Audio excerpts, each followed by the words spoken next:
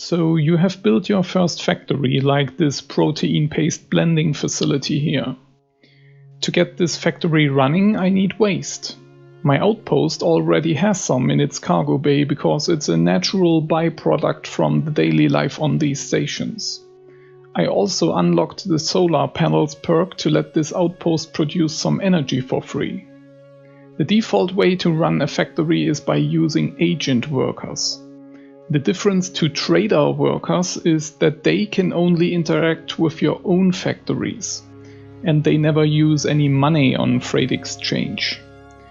I recommend that you only use agents which are home-based to an outpost. You can home-base them to factories too, but this is usually a waste since single agents can often handle a lot of different factories. Outpost agents will haul all products to the outpost first and then distribute them to where they are needed next. This requires some extra trips for intermediate products because they also get hauled to an outpost first, but the economy is actually not that complicated or interconnected, and it's not a big deal. The cargo space of outposts is more accessible and it makes it easy to get an overview over all freight levels and identify shortages across your empire. On default settings, your factories will be close to all traders, and I recommend to keep it that way. You really don't need to fiddle around with individual factory accounts too. Buying from NPC traders is also always a lot more expensive, and your own traders will have more time to focus on more important deals if you don't let them handle factories too. And last but not least, you get first-class access to all of your products. And only then you can decide how you want to use them, or trade them away for money. Highly recommended in a game which is all about resource-based crafting. To set everything up, switch over to the Logistics section and then the Agents tab. Down here you can load a job preset for your agents. Select the complete one and load it. Your outpost now uses the default agent job list. All NPC outposts use the same setup. Each of these lines here represent a task any agent from this outpost can do. He will check this list from top to bottom and executes the first valid task he can find. The Where column shows which commodity the job is all about. Import or export determine if a job is about hauling goods from the target to the outpost or the other way around. The default target in this preset are all factories inside your outpost's worker range. These numbers here show your desired stock level in comparison to your current stock level. Green means your desired level has been reached. Export jobs are valid as long as they are green. Red means you want more. Import jobs will be valid as long as they are red. The import jobs up here are about getting ship and equipment crafting material. These export jobs below are about supplying your factories with resources. And down here are all tasks to get finished intermediate resources and station building material into the outpost. Cargo load determines if you have set a freight limit for this job. Your agent will only pick up a certain amount. On default it will be disabled and your agent will use his entire cargo space. If wait is set to yes, then the agent would wait until this job gets valid. I haven't found any use for this yet and always leave it at no. On job shows the current amount of ships busy with this task versus the allowed maximum.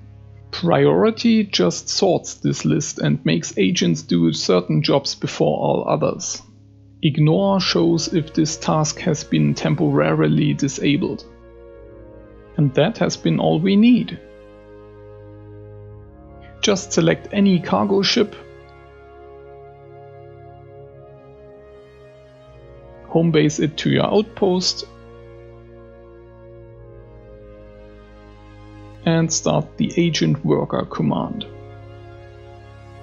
He will now check this list and soon he finds the only job which is valid right now: exporting waste from the outpost to the paste blender. And shortly after he's on his way with all the waste he could get.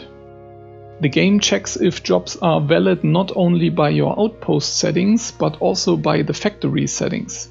Each factory has its own import and export threshold.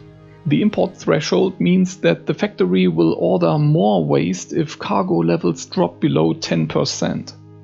And agents will be allowed to grab the finished paste once its cargo level has reached 40%. These default settings have always worked just fine for me, so you don't really need to touch them.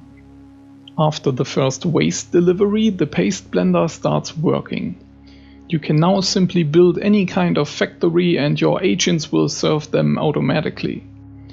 We will take a look at custom agent jobs in the future, but for now the preset task list works well enough.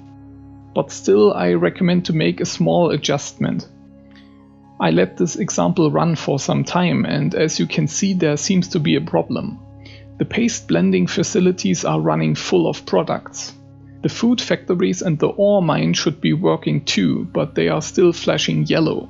Usually this means that your agents can't keep up and you need another ship. But in this case the cause actually lies in a nasty problem, which can be fixed easily. My outpost is always producing waste and energy, and my desired stock level is set to 0. This means when an agent returns back to base from another job, he will always find a very small stock of waste. Then he picks up the small stock and rinse and repeat. He's basically stuck on the waste export job forever. Click on the waste task to fix this. I'm increasing the minimum stock to start exporting value and then update the job. Now the waste export task is red. The outpost needs to generate a good amount before any agent is allowed to pick it up again. Since I'm also producing energy in this outpost, I'm doing the same thing.